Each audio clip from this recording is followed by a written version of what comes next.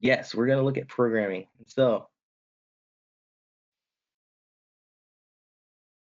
there are a couple of videos here that you can look at. One from Khan Academy. Can't actually honestly do not even remember what site this was. Um, Nor do I remember this one, but what I do remember was there was a time. So the past president, President Obama, had this push for everyone to code. Everyone should learn programming. He had national programming days. I know First Lady Michelle Obama would go around the country and she would do these little, like, I wouldn't call it seminars, but she would mostly talk about like the need for everyone to learn how to do this because of how involved it was in our culture, especially moving forward. And so that people wouldn't have a fear of it. Because a lot of times people, there is a fear of it. It's like, oh, well, I'm not smart enough, quote unquote, to do that. But they don't realize that they program all the time. And so there are a couple of celebrities in this video, you know, Bill Gates, Mark Zuckerberg. But sometimes people sit there, it's like, well, they do stuff with computers now. So of course they say that everyone should do that. But then you look here, you have Will I Am, Chris Bosch is not as popular as he was back in the day. If anyone has ever watched any of the like Avengers or Marvel cartoon shows, Heimdall, I think is his name, the guy that like has a sword on the bridge, that opens the bridge for Thor to come to Asgard. He's played by Chris Bosch. Um, Chris Bosch has done a couple of other characters as well, mostly the Marvel thing. I think it's something on Phineas and Ferb too. But for that, he was a pretty big known basketball player. Played for the Miami Heat. Won some rings with Dwayne Wade and LeBron. He also is a alumnus of one of the greatest universities of all time, Georgia Institute of Technology. So um, so given his experience, he actually his major was they were called stack majors. So he was science, technology, and culture was his major. But everyone at my university was required to learn programming.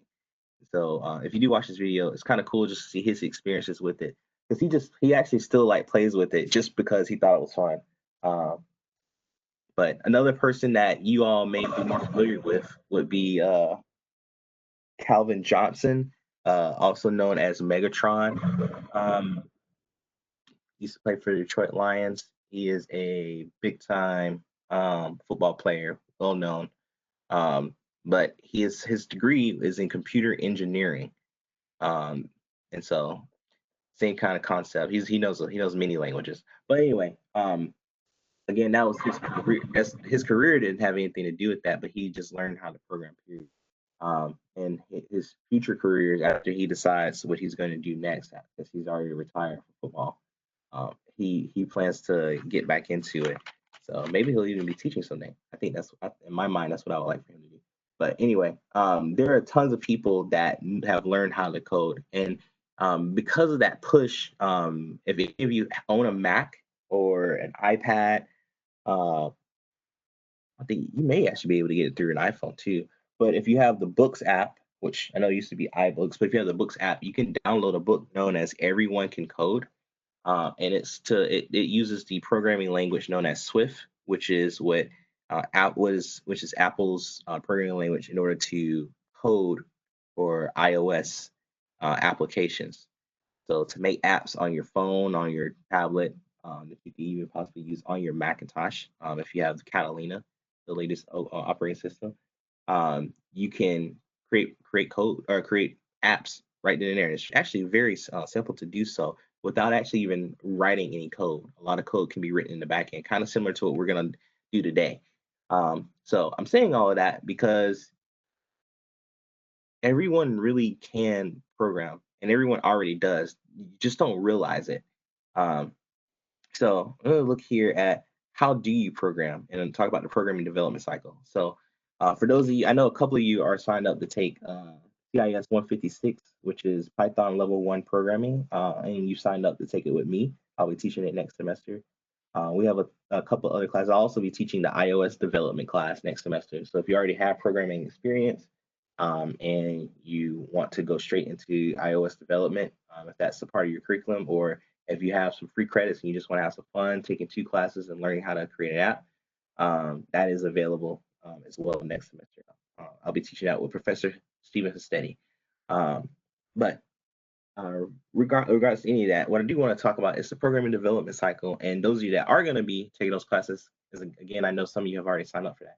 Those of you that already are programmers, it's very important to keep this in mind. And I want you, as I go through this, I'm going to ask you afterwards. I want you to think of how all of you have programmed, and I'm not talking about writing computer code, but just listen to what the development cycle is. So the first thing, the very, very first thing is you describe your problem, the situation that you're trying to solve. What is it that you what is it that you want to give a solution to, or to make something easier? And so if you can describe it and identify the tasks that you want it to complete and the behaviors that you want it to actually be able to do, or to handle.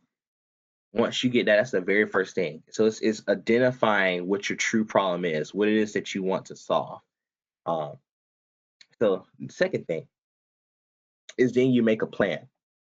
So you plan out every single step and what you would do in order to solve that situation or to handle that problem. Okay, that task that you identified beforehand, you go step by step on how to do it. All right. So next is coding. Okay, so then now you actually take the steps that you got and you translate it to something that's going to be executed. So for when we're talking about computers, a programming language, but I want you all to think about that very carefully, because that you don't necessarily have to code in a programming language. As I said, all of us program, we just don't realize it, and it doesn't always have to do with the computer. So next is debug, repair any errors found.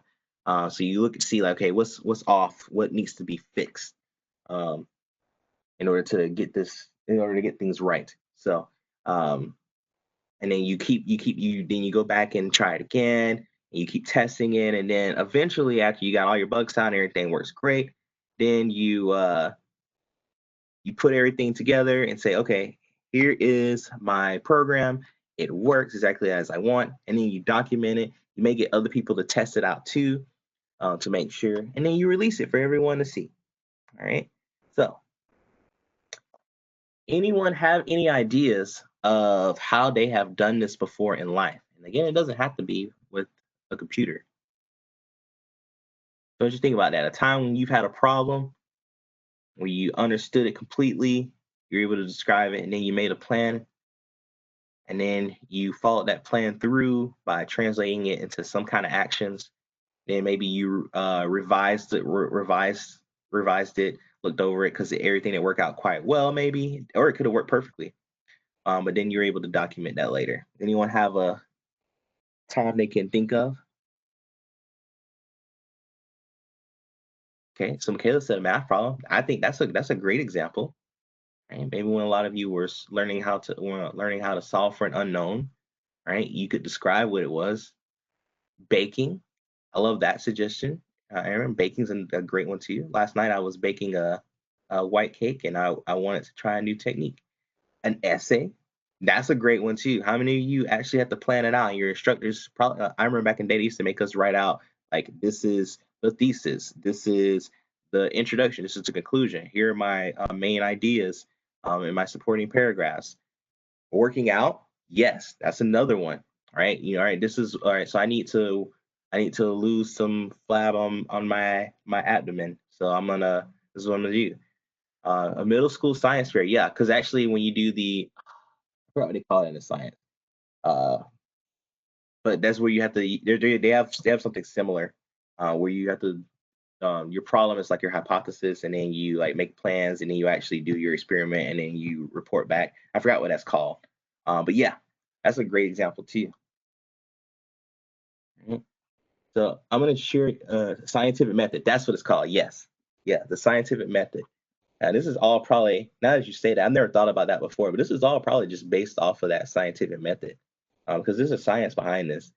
Um, a lot of times when if I'm working with young children when it comes to programming, I like them to think about. I ask them, do they know how to tie their shoes? And some of them will, some of them won't. But I ask the ones that do to describe how to tie their shoes, and it's really cute to hear. But it's also really funny to hear like to the different ways they have to tie their shoes, and they all have the same result. Because that makes it for me that makes it easier for me to tell them that yeah, and you all will code differently too and have the same result. So I don't think it has to be like a one shot, like this is the only way can possibly be done. But they like to do the tying shoes. Yeah. And so um, one other example that I have, no one said it yet, but and you all may or may not remember this. Does anyone remember the Soldier Boy? I know I'm kind of showing my age a little bit, but Soldier Boy, you do you had the little dance that you would do. Yeah. So like there's like steps to that. Uh I was gonna turn on my video and do it, but I don't think I'm going to now. But yeah, whenever I remember when we first were doing like, okay, how did they do this dance here? And we're like watching the video, analyzing it, because if you went to any party or even if you were just out at a football game or wherever, the song would play and everyone else is doing this. You got to know it because if you mess up, you get called out in front of everyone. So we had a problem. We needed to know how to do the Soldier Boy, and so we made a plan. We analyzed each step. We got it down to like our little yeah, it was like a two count so you can know between each move. And then we were able to execute it in code, and then we would go back and like look for errors. We were like, okay, we could videotape ourselves, or we have our friend. We're like, hey, you didn't do that right. Um, you got to when you Superman, you got to like lay out, all these different things. And then after a while, we got it down, and we were able to actually remix it ourselves and have a lot of fun in doing so. So we won a couple. We actually won some contests sometimes. When I was in college, we won some contests and actually with money. So it was worth it. It was worth describing that problem, making that plan, and then executing it, and then going back over and over again to see where we had errors and then having our final result. So uh, another way I will sometimes teach, usually like um, middle of high school students will like, okay, what's the most popular dance right now? Okay, let's do this here. What was that? One of my friends' baby like loves this one song. Is like never do the two step. I don't know the song. I don't even remember all the lyrics. I'm not even gonna play with it. Some of you may know what I'm talking about though. But it was another like new line dance thing. Uh, but yeah. So But yeah, cha-cha slides another good one for people like, oh wait, I have to follow this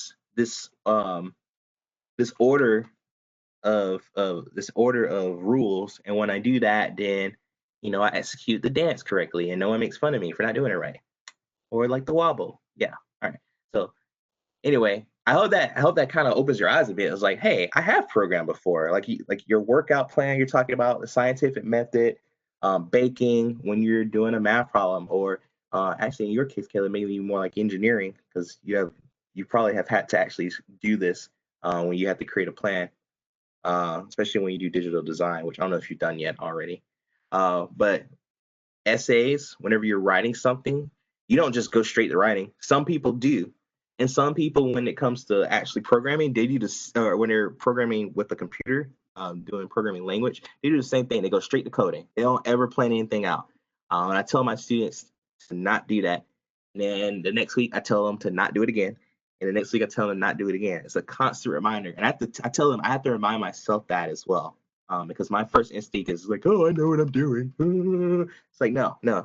For everything you do in life, no matter what it is, you sit back and think about, okay, what is it that I actually need to do? Okay, what's the plan of action? Now let's execute.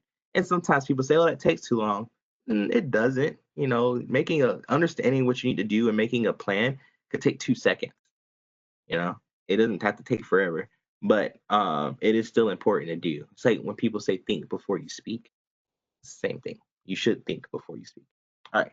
So that's my little introduction with programming. Like I said, there are videos here, tons of different videos to help with that. A lot of these first two stress more on Like this even talks about different languages that are popular right now. But this is just mainly like, hey, everyone should learn how to program. So I definitely, if you watch any of these, I definitely suggest at least watching this one. This is one of my favorites out of the three. That's why I tell people they should at least watch that one. But yeah, all right. So with all that being said, because we're going to do this in Microsoft Excel, and we can do this honestly in sorry, you can do this in any of the Microsoft Office applications. You can do this in Word, and maybe we'll start in that. But there's two things that we're going to do in this course, or sorry, this week in regards to programming within a Microsoft Office application. And the first one is a pretty basic approach, and in my mind, it's the best way to begin learning how to program, especially within these Office applications. And it is known as recording a macro. And so I'm gonna start out by telling you what a macro actually is. And so what a macro actually is it is a recording of steps that you are doing on your machine. And then it will once you're done recording it and you were to run or execute the macro, so it will execute its code. What it does is it repeats those same steps that you did. For instance, you can create a macro that, so maybe upon startup, you do the same thing every time. You open up Chrome, then you open up WebEx or whatever, then you open up maybe Excel or something. I don't know. Well, why not just create a macro that's going to do that for you? Because you can do it every time you get on, right? So why not just create something that's going to automatically do that for you? Wouldn't it be nice to just click one button as opposed to have to open up Chrome, type in what address to go to, then open up Excel. Whereas when you start up, boom, it automatically does it. Or you start up, you press one button, and it goes through and does all those steps for you. Right? That would be a lot cooler. Well, that's what a macro. That's how it's used. That's how it's useful. So that you could do steps that you do repeatedly with ease by just recording yourself doing it once. Okay. So let's look at an example. So I'm gonna make something up. We'll do it in Word first. We got some time.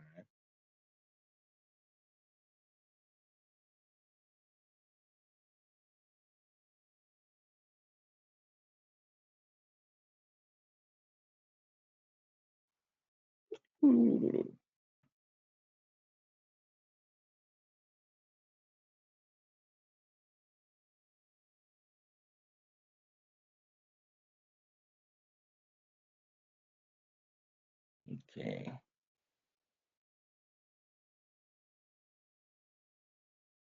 cool. So there's the video.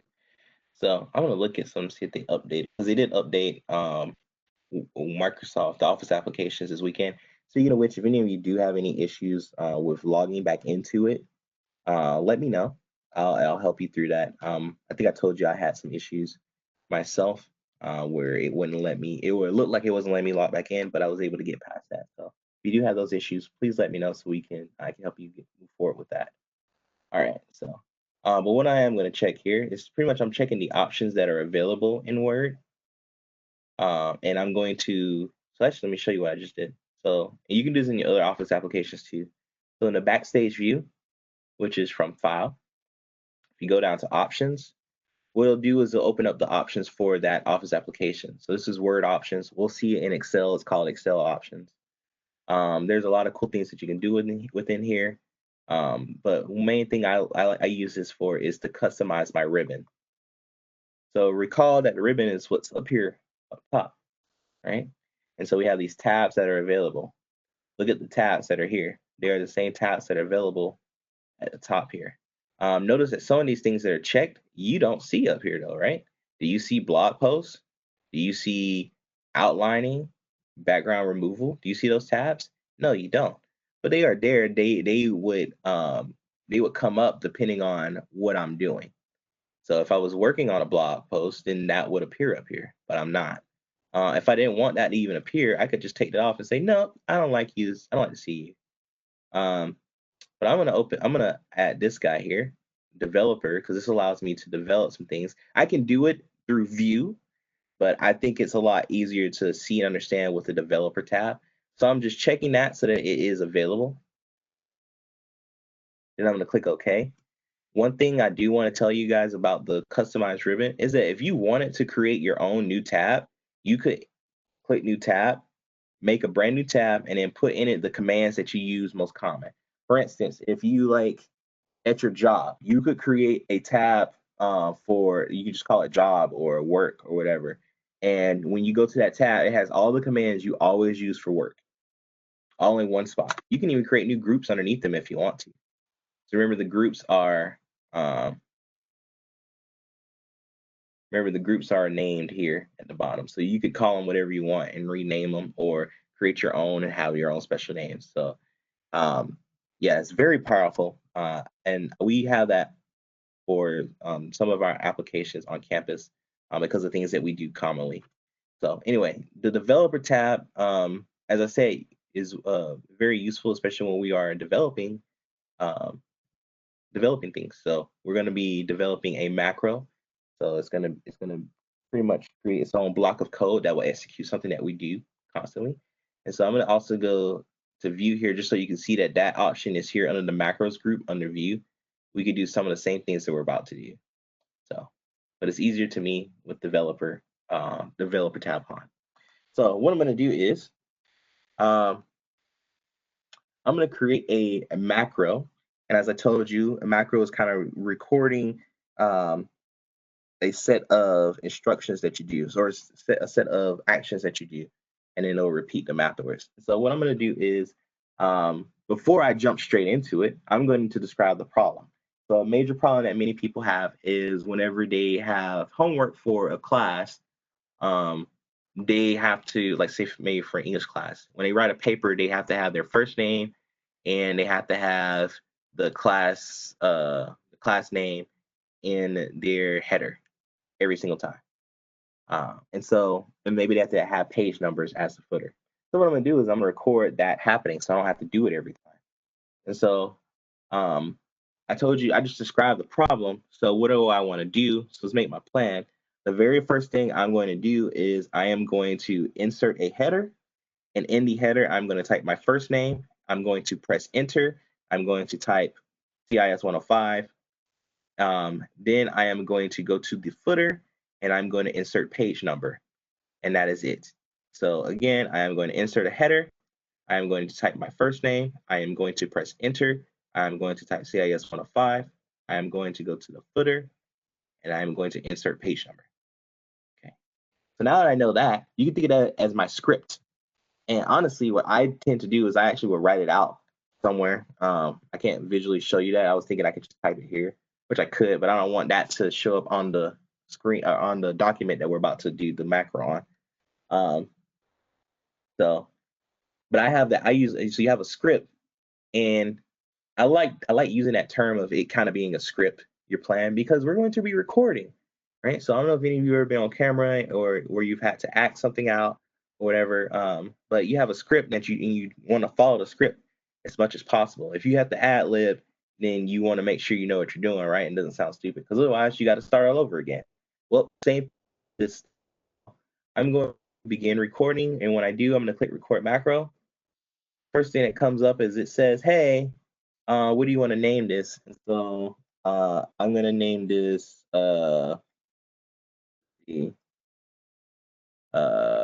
paper setup. And so I'm just naming that because how I set up my papers. Well, there's going to be an issue here, and that's because you can't put multiple words in this macro name. It needs to be one word. So what a lot of times people do, instead of space, they'll do an underscore, or they do what's called hump case, which means you keep the when you go to a new letter, you make it capitalized. Or sorry, when you go to a new word, you capitalize the first letter. So whatever you feel comfortable with.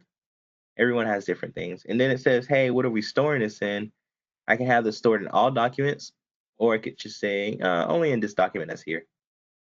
So completely up to you, whatever makes sense. I'm just making this up right now. So description, though, you could describe what it's doing, kind of like we talked about how the first thing is you describe a problem. So I could say setup header footer for school papers. Okay. Don't have to put anything there, but it may, it's a good idea to do so, right? So you can know, why did I create that macro before? Oh, that's why. So now, like, when I click OK, I want you to pay close attention to this guy up here, and also down here at the bottom. Notice how it has that same symbol. See that? Before recording. I'm gonna click OK. Now it says stop recording because it's ready for me to stop. Also, look at my cursor. It looks like a cassette tape because it's currently rolling. Camera's rolling. All right. Can't waste time. Okay. Get into this. All right. Ready and action. All right. So I told you I was going to insert a header and footer. A couple of ways to do that. Right. I could just click on it, but I'm going to formally go to insert header footer tab, and I'm going to click header, and I'm going to click this guy here. So I get my first one, and I'm going to begin typing my name, as I said. And I said I would press enter at CIS105. Then I said I would go down to the footer and insert a page number. So I could do that from page number. So I'll do that from page number instead. And then that's it. So I'm going to go back to my developer tab, or I could click down here to stop recording. Doesn't matter which one. Notice also here, this is a newer feature. There's a pause recording. I don't know why they never used this before. We used to literally have to, if you messed up, that was it. Or if you couldn't stop in between, it was just like, nope, you better do that whole thing in one go. Otherwise, you have to create separate ones and learn and understand how to paste them together. So I'm gonna stop recording now. Okay. What I'm also gonna do is I'm gonna undo everything I just did. All right. Why? Because we want to see if this actually works. So I'm gonna go to my macro now. I got a paper set up, and I'm gonna click run. Look at that! It automatically put everything on there. Man, that saves me a lot of time. Oh, okay, cool. um, just so you all can see that. But one thing also is that what we just did, the only way it can know to do this automatically is if there's some type of programming language in the background that can then be compiled and translated to zeros and ones that tells the computer in zeros and ones what to do. Because the computer speaks in a binary language, a language of two options, in that case, zeros and ones. So I'm going to click on, oops, let me go back so I can show you what I'm doing. So what I want to show you all is what it looks like in the background. So yeah. So I'm going to look, see what it looks, I don't know, I keep doing that. I'm going to show you what it looks like in the background, what the code looks like. So I'm going to click on Visual Basic here. And I'm going to click on Modules. I'm clicking on New Macros. The reason for that is because I want to see the macro we just created. Notice it has the same name here. This sub here lets you know it's a subroutine. That's just a fancy way for it to say like it's a type of function that's being run. Then we have paper setup, because that was the name we gave it. Notice here it has paper setup macro written, and also it's the description that I typed in the description. Notice it is green. That's because this is commented out. What this means is these are comments about the code that's here. Right? And some of you may read this and was like, I don't know what any of this is. Well, you kind of do. We know what it does, right? What did it do? It inserted a header. It typed in Christopher Stevens, and then enter, and then it did CIS105, and then we went to the footer, and we added page number. So a lot of this, we probably could actually figure out what it's doing from reading it. But the main important stuff, right, is right here. Look at it, selection.type text colon equals Christopher Stevens. What is that doing? Oh, it's typing this text. Must be, because that's what happened here. Type paragraph. Well, remember, what did I say after I was gonna do after I typed Christopher Stevens? I said I press enter. It moved to a new paragraph. Well, how do you do that in code? Selection.type paragraph. I just learned three different ways, or three different things about how to code. within Microsoft Word in Visual Basic for applications. That's what this is called, Visual Basic for applications. And this language is known as Visual Basic for applications, or called VBA. Um, and so I just learned how to, just a little bit, we just learned a little bit about coding in VBA where I never knew before. If I have some type of selection, so I'm assuming that somewhere above it, it must have selected it. And if I'm not sure about that, I probably could look for the word selection because I'm sure it's somewhere in here. Oh, there it is. Right. If you look at all this application templates, you might say, I have no idea what it is. Well, that's okay. We do know is it says where selection range, so it got selected uh, at some point when we entered into that header, and then it typed in this information. Now, just to let you know, I'm not expecting you all to know what any of this is. Okay, I'm not expecting you all to learn what any of this is.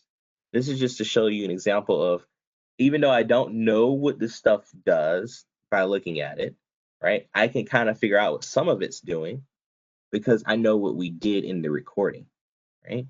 And you may even realize that, oh, wait, didn't we also add a footer? And if you look here, we added a page, we added a page number in the bottom. Look here, current page footer, right? We can see some of the things that we did. Oh, and up here, current page header. We can see some of the things we did within this code. And so we can kind of begin to understand what's happening, okay? So I wanted to show you all that in Word because we're going to do it in Excel too. And a lot of times I've had students in the past leave thinking they only can do this in Excel, but that's not true. Excel is just where people commonly do things, work with this. So in Access. All right, so I'm going to close that. And there's no need for me to keep this, so I'm going to not save this. There is a recording of how to do what what we're going to be doing, and with some instructions as well. But I want to show you all straightforward how to do this in Excel. So if you have Excel, you can open it up and follow along. We're going to do pretty much similar to what we just did. That we're going to do stuff with colors because it's a good way to start, in my opinion.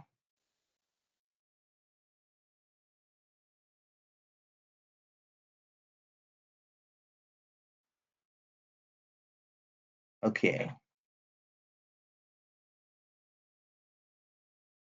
All right. So first things first, I want to make sure this developer tab is up here. If you don't, remember what we just talked about, right? If it was in the View tab in Word, guess what? When you click View, macros is also here, but we'll have a lot more power from the developer tab. So what I'm going to do is I'm going to go to File.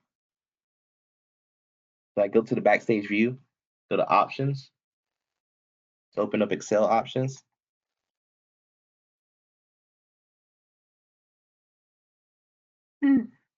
Sorry. And then let's go down to Customize Ribbon.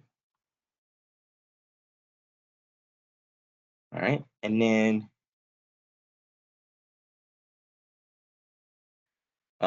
what we can notice here is after that, we can select the developer if it's not checked already on yours, and you can click OK. If you want to take a look to see what commands are inside, these are different commands that are there. But once you have developer checked, you can click OK. And it may take a while to load up, but you should see the developer tab appear.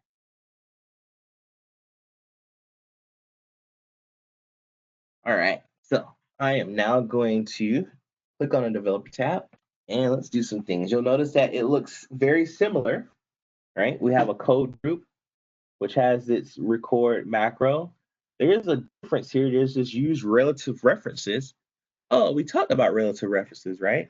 Remember in Excel, if you were to copy something over, then it will be relative to its location. So for instance, just so we can review that, if I let's just say I have something here.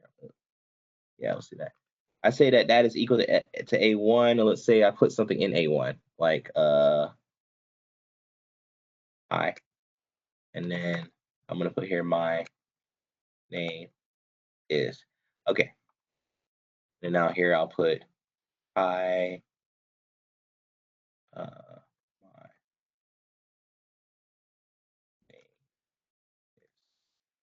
Okay, anyway, so why did I do that? Because as I move right now it's equal to A1, and as I copy to the right, since this is a relative reference, these will move, my results will have moved over to the right as well. So this is referring to A right now. So if I move to the right of A should be B. So therefore we get my. If I keep going, the right of B will be C. So we get name. I keep going, I get is. If I continue after that, I get nothing because nothing was there. Right? If I wanted to, I could also move down and it will move relatively down. So it's on A1. If I go down, that would be A2. So I go down, now it says my again. If I click inside, you'll notice that the formula bar actually says A2 there. And I can keep going. Okay, so that's what a relative reference is. And we've seen that before. So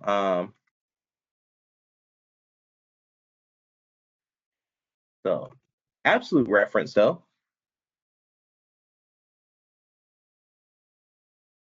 means that no matter when I copy, I want it to always be at A1. So if I copy over now, it still will be high because it's still going to refer to A1, no matter what. Same thing going downward. Always refers to A1. Okay. Clear all this stuff. Okay.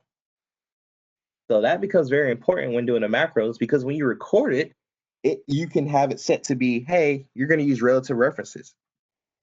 And that'll be depending on what you want to do. If you always wanted to only do a certain cell specifically, do you want it to be an absolute reference? If you want it to be related to where you have selected at this point in time, do you want it to be a relative reference? So let's do something with this. Let's see. A very common thing is in regards to using colors red, green, and yellow for like good, okay, and then bad, right? So red would be bad, yellow's like, oh, that's okay. Or maybe I should look out for that, or that should be a warning. And like green is like, no, you're good to go. So those are common colors. So let's just say like in your monthly budget, someone mentioned that, man, I don't know what's going on. I should have this money saved, but I don't know where it is. Well, maybe we could use some colors to help us define like, okay, I think I'm doing a good job with this portion of the budget, right? I'm gonna make this green. This part I'm not doing so hot on. I need to save more money in this area. I'm gonna make this red. So that way next month I look at this and I'll remember, okay, I'm supposed to be trying to save money for this one. And the yellow one, it's like, okay, I know I'll keep an eye on that, but I'm doing okay, but I'm gonna keep an eye on it. Or whatever you want. But let's see how we can utilize that. So what I'm gonna do is my plan is to make one of these cells into a color. Let's see. Let's pick a fill color. I'm gonna go for this dark blue or blue. No, let's just go for plain old blue. No, I like purple. That's my favorite color. I'm gonna go for purple. So we're gonna make this cell purple. So I'm gonna change the whole. How does it turn the whole field like the color? Okay, so how do you change the fill color? In the home tab under the font group, there is a fill color command here. And so I'm clicking the drop down here and I'm looking at my different options. Okay. I found it. Thank you. You're welcome. I'm glad you said that because I am actually going to practice that a couple of times because I want to make sure I get my recording right. So like when you have a script, a new actor gets a script, they read over it over and over again, they practice their lines. So I want to do that to make sure we do everything exactly correct. Okay. So right. So what I want to do is the problem is I want to change the fill color of a cell to purple. That's what I just selected. Okay, so that's what I want to do. That's the problem. So what's my steps? So for this guy, I'm going to first press record. Once I press record, I'm going to go to the home tab. I'm going to click the drop down for the fill color and I'm going to select purple. It's very important to make sure that you select the color because let's say purple was already here as the last color I used. If I just click this, what it's telling it is to just use whatever the last color that was used. Is that going to be the same on everyone's computer? No, it's not. if you automatically click this, it's not automatically yellow. It's automatically the last color that was used. Okay. So it's pre-programmed to be by default yellow as the last one used because most people highlight in yellow. But you just want to be very careful. Don't just click on this guy. Click the drop down and select the color you actually want, even if it's the color that you see already there. Okay. All right. So back to my planning. I'm going to click record macro. I'm going to go to the home tab. I'm going to click the drop down for the fill color. I'm going to click on purple. Then I'm going to stop recording. Maybe I'll stop it down here, or I'll go back to the developer tab and click stop recording. Okay. Everyone. Stop. All right. I think we're ready to do this. Again, I personally write down what I'm going to do. If we were in a classroom, I literally would write this on the board, just so that you can see that it's very important to have a plan in mind. So it's easier on this one. So I'll just put it on here. So we're going to record macro. After we record macro, home tab, font group, fill color, drop down, select the best color in the whole world. And then we are going to stop recording. Okay, cool. So I'm just going to leave it at A1. I could leave it anywhere, honestly. But I'm just going to leave it in a position to start off. So we ready? All right, here we go. Okay, and action. All right, this is going to be called, let's call it promptly so the color purple.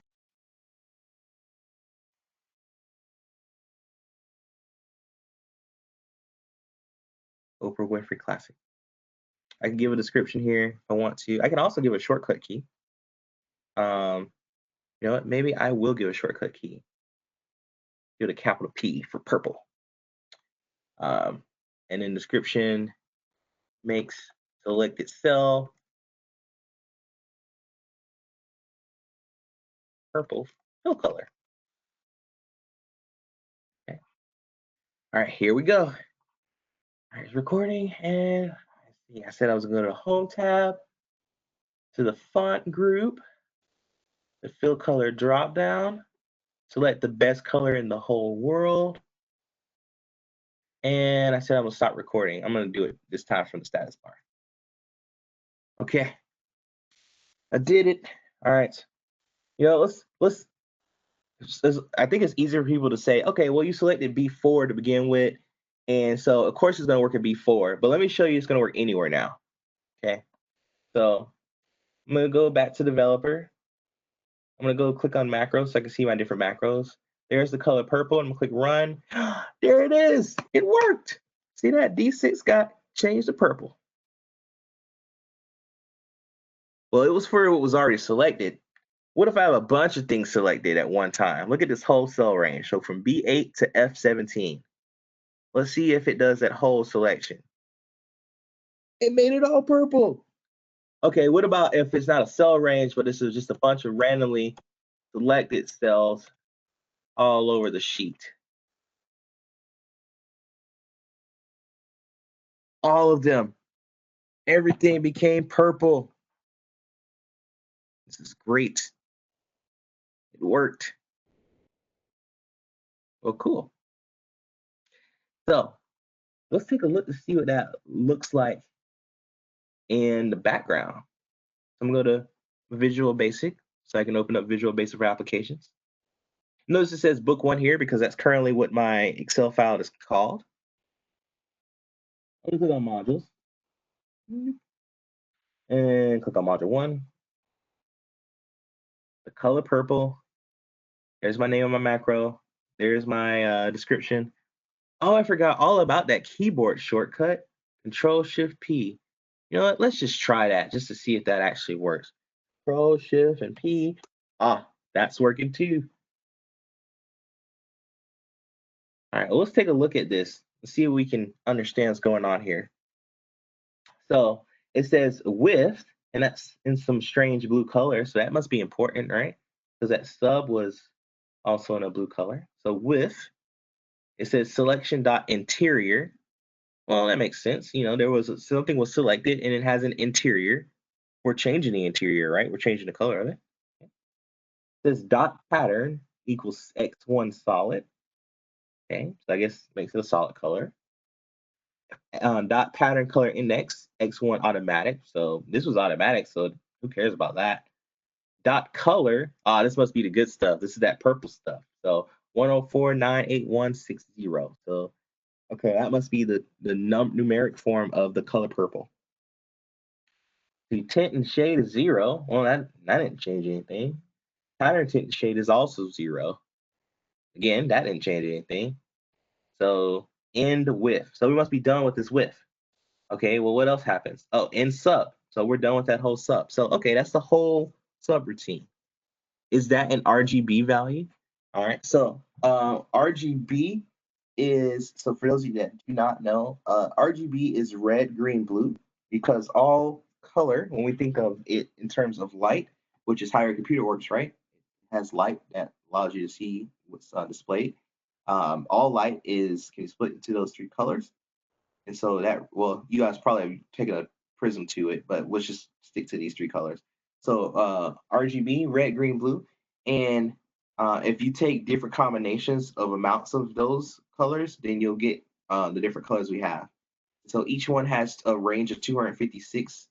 So it goes from 0 to 255. So that's 256 numbers. So but this value here is a special type of coding of an RGB number. It is not in RGB, but it is a special coding of that's like equivalent to it. So you could translate it to RGB, and there is VBA code that can allow you to do that. Yeah. So there is a way to in VBA to insert an RGB value here. Also one in hexadecimal. So that's in base 16 for those of you that don't know. So like our normal way we count numbers, we do it in decimal. So it's based off of tens, right? 10 different digits, 0 through 9. Earlier when I mentioned that computers speak in a binary language, now they have 2 options. So numerically that's 0 and 1.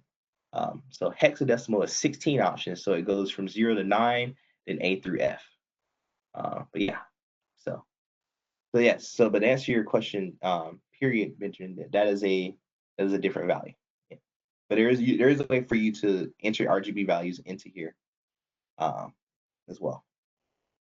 Okay. All right. So, but what I want to show you all now is that you all probably could understand what this code is doing. The word one, there was a lot of stuff going on, right? But we kind of understood some parts of it. But this one, you probably actually can completely understand what's happening, right? There's a selection. We already know that. We're going in interior. We also already know that. Our whole plan is to change the fill color, right? That's the interior of the cell. This pattern is X1 solid. It's a solid color. The color index is automatic. If it's automatic, that's not going to change, right? That's just how it is. I'm going to get rid of that. Tint and shade. Those both, the tint and shade and the pattern tint and shade both stayed at 0. So nothing changed there. I'm going to get rid of that too. In fact, honestly, go ahead, question?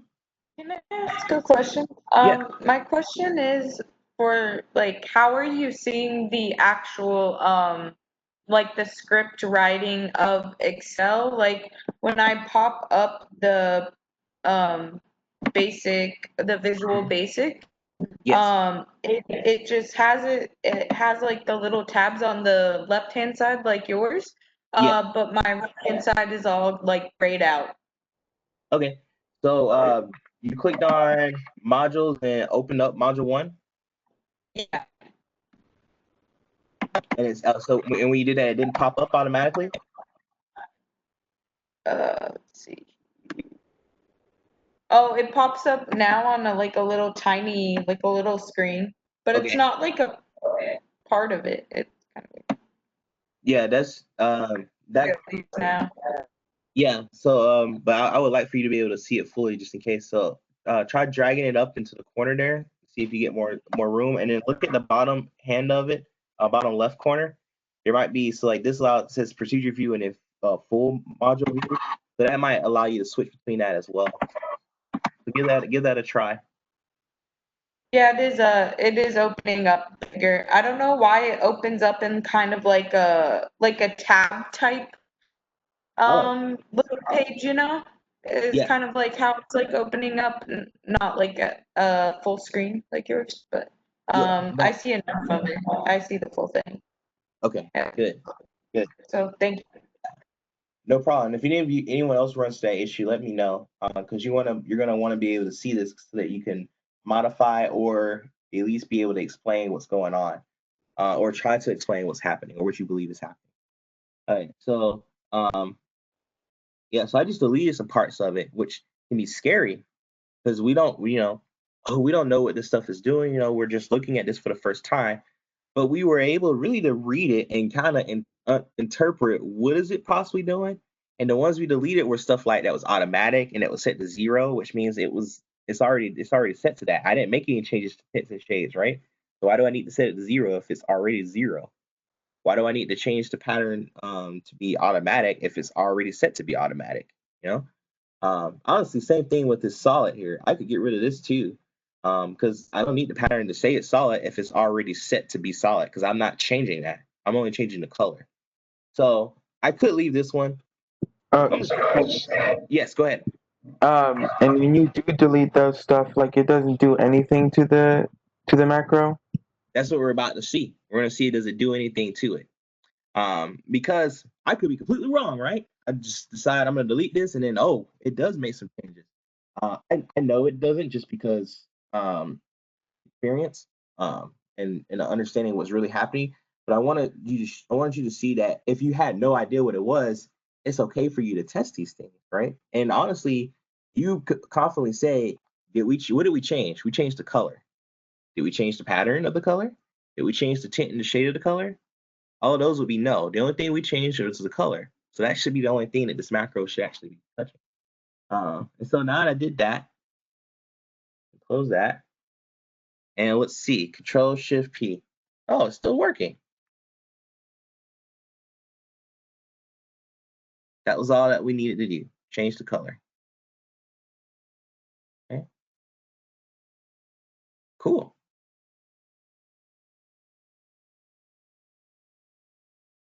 All right.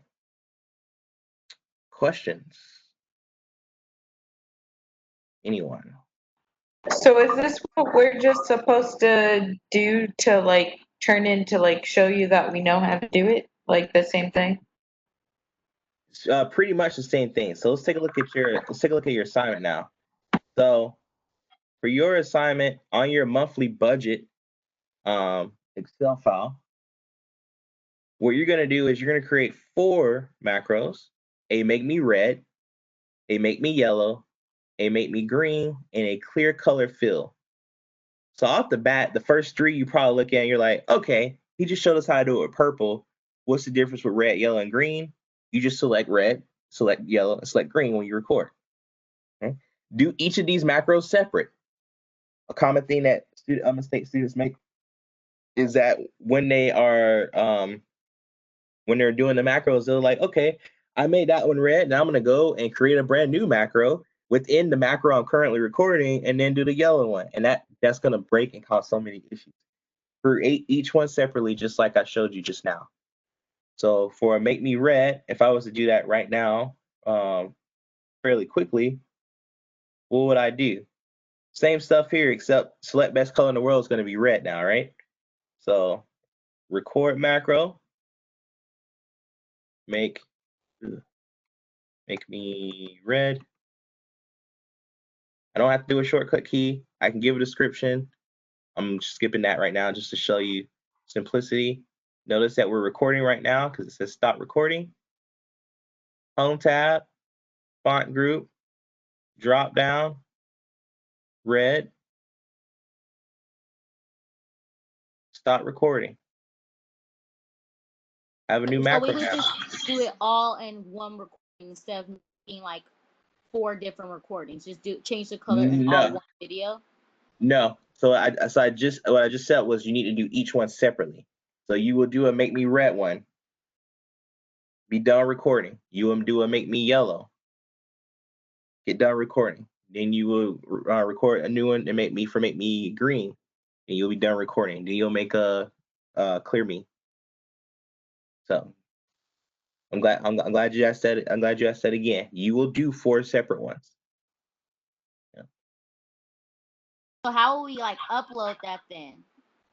So I'm gonna show you, because all you're doing is uploading the file. You're uploading your Excel file. That's all. But one more thing I want to clarify with the colors is the clear. White is not clear. Okay, just so that and I'm going to show you that by selecting this guy and making it white.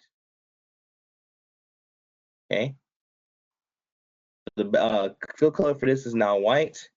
If the text was also white, we got an issue. Can't see it anymore. But there is the to truly clear the fill color, you select no fill. Okay, no fill, not white. You select no fill. White is not the same as clearing the fill color. Okay, so everyone got that? White is not the same as clearing the fill color. No fill is how you clear fill color. Okay? So just be very careful with that. No fill is how you clear fill color. All right, so if I go back to the instructions here, so you'll do this on your monthly budget, and you can use these colors however you want. So once you make your 4 VBA, excuse me, once you create your 4 macros, the other thing that you will want to do is to create buttons for them. And so to create a button, I'm going to go to the developer tab. I'm going to click insert here. So under the controls. And then I'm going to click Activex. Yeah, I'll do this one. Oh, wait, no, you guys don't have, if you have a Mac, you don't have form controls. You only have Activex buttons. So when I create my button here,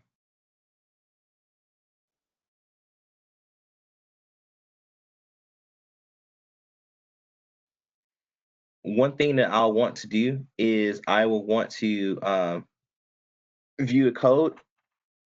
Excuse me. And I'm showing this for you for those of you that have Macs, because you won't be able to do a form control. And so when you create a button, you'll have to assign a macro to it. Some of you may have to legit copy and paste the code that you just created and add it to the button. But let me actually, I'm going to redo that. I'm going to make sure this is completely clear for everyone. So if I create a form button, which many of you will do, when you do so, what automatically pops up is an assign macro. And so say this is going to be my make me red, I can click the macro that we already made. So you'll have 4 that you've already made. So when I create that button, I can say this button is going to be assigned to this command. So it says button 2.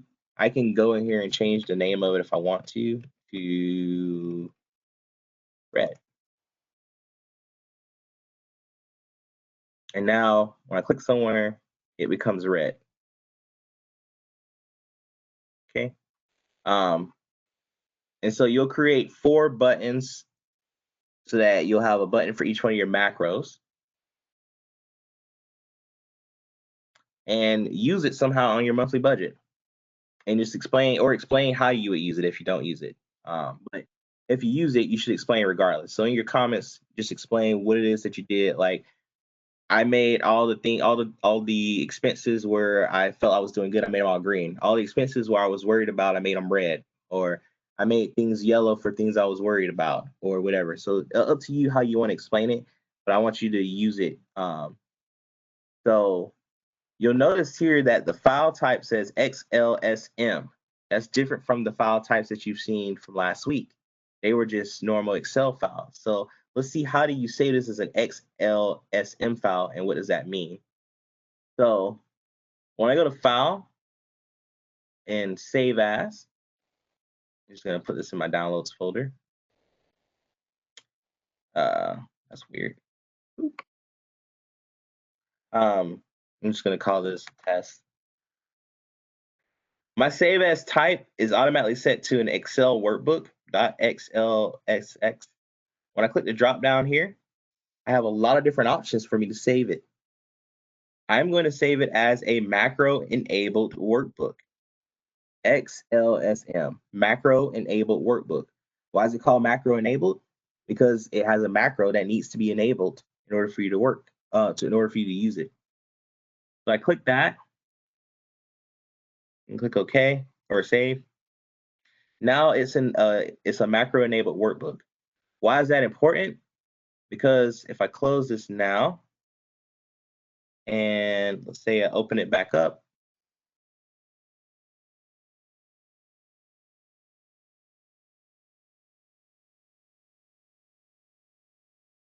it says macros have been disabled, but I can click enable content so that my macros can now work.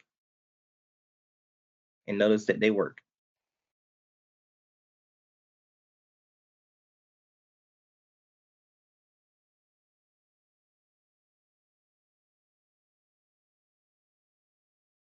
Okay.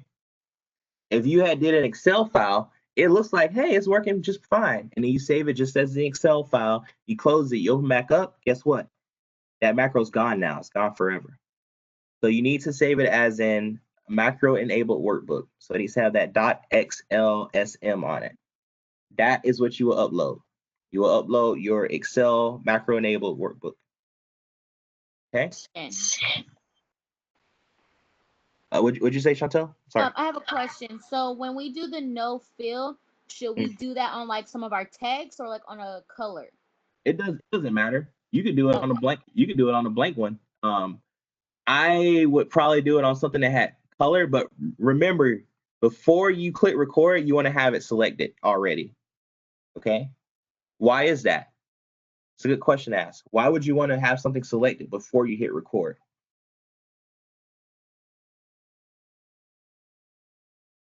Anybody got any ideas why?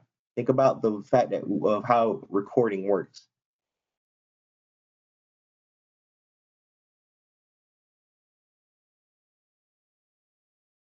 So it does, yes, correct. So someone sent me something privately and someone else answered too. So it doesn't automatically select the same cell. So it does not record you selecting something. That is, both of those are correct.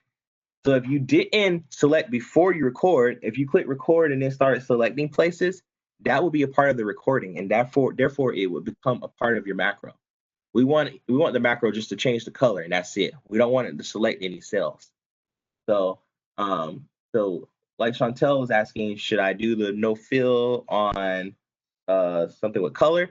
It probably makes more sense, right? Because it's easier for you to see it happening. Although if I have it here, I click no fill, it still happens, but you don't visually see it, right? You may not trust that. Did it work? Did I do it right? But if you have it on something that is already a color, then you're like, okay, I know it worked.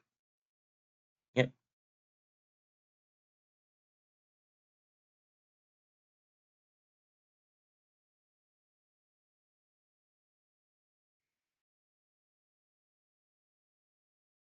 All right, cool. Other questions? Do you want us to do those macros on our monthly budget and turn it in? Yes. Okay. So when you'll do file save as, so you'll have a separate file afterwards. You have a file that has your monthly budget that was normal. Yes, Benjamin, you can. I strongly suggest doing so too. I think I even say that in the assignment. But yeah, you'll have this on your, so you'll have a monthly budget one that you already submitted, hopefully on this past weekend, and then you'll have a monthly budget with that's a .xlsm file, so a macro enabled workbook. So you'll have those two. So the one with the macro, that's a macro enabled workbook, is the one that will have the macros on it. Okay, thank you. You're welcome. You're welcome. And so I honestly suggest going ahead and do this and saving it as a macro-enabled workbook, as I showed you how, and then closing it and opening it again so that you can make sure it's there.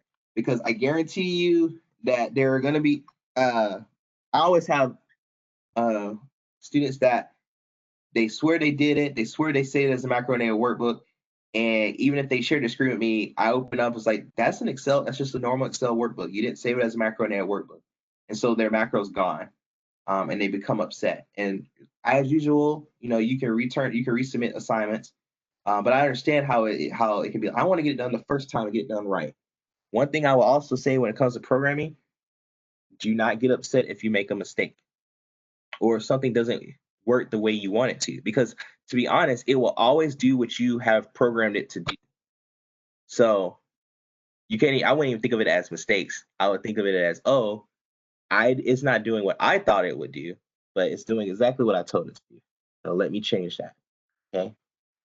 Don't beat yourself up about this, but I do suggest everyone taking the time to at least try to do at least one of them to make sure that it's working correctly, that they're good to go. And then on Wednesday, we can talk about it and you guys could have give complaints or like, I didn't understand, this didn't work the way you said it would, so you can get that stuff cleared up. And so we can move forward with the other assignment for this week. Which will be honestly pretty much based off this. So, all right, that's time's up. Over a minute. So, I'll see you all on Wednesday. If you have any questions, you can stay on if you want, and we can talk. So, I'm gonna stop recording.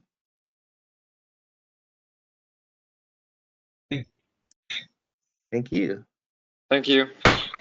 Have a good day. Bye. Bye-bye.